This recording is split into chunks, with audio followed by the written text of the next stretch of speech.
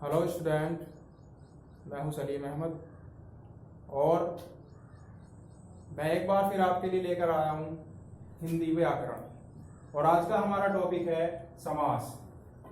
समास की जो शाब्दिक अर्थ होता है वो होता है संक्षिप्त या अपनी बात को कम शब्दों में प्रकट करना, या अगर हम यूं कहें कि अगर किसी बड़े वाक्य को हम एक शब्द के अंदर समेट दें तो उसको समास कहा जाता है।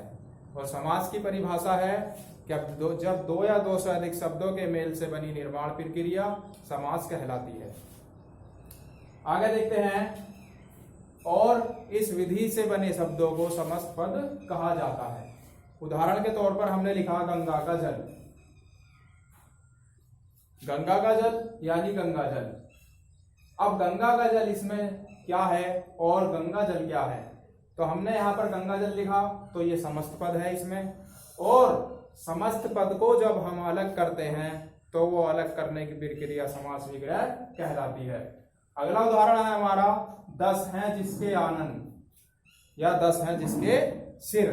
आनन का मतलब होता है सिर, तो यानी कि दशानन, और दशानन इसमें समस्त पद है और ये इसमें समास विग्रह है। आगे देखते हैं। हमने लिखा है यहाँ पर जब समस्त पदों को अलग किया जाता है तो उसे समास विग्रह कहा जाता है।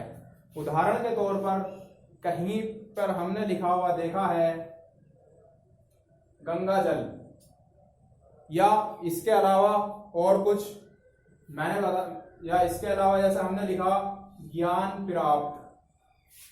ज्ञान प्राप्त, तो ज्ञान प्राप्त क्या है, एक समस्त पद है और जब हम उसको अलग करेंगे तो उसको समास विग्रह होगा ज्ञान को प्राप्त।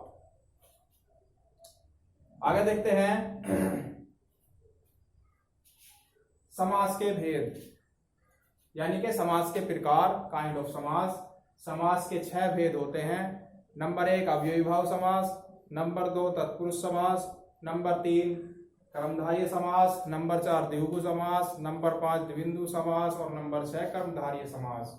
ये 6 प्रकार के समास हिंदी व्याकरण में प्रयोग किए जाते हैं। और उदाहरण नंबर 1 अव्ययी भाव समास। अब इसको बताने से पहले मैं आपको एक बात और बता दूं कि समास के अंदर 2 पद होते हैं, उत्तर पद और पूर्व पद। उत्तर पद यानी कि पहला पद, और पूर्व पद यानी कि पहला पद, और उत्तर पद यानी दूसरा पद। तो जो हमारा पूर्व पद होता है वो पहला पद होता है और उत्तर पद जो है वो हमारा दूसरा पद होता है। अब अव्ययी भाव समास की जो परिभाषा है वो है कि इस समास का पहला पद अवयव तथा प्रधान होता है। प्रधान का मतलब मुख्य है और अवयव का अर्थ है जो अपने अर्थ में ना बदल सके।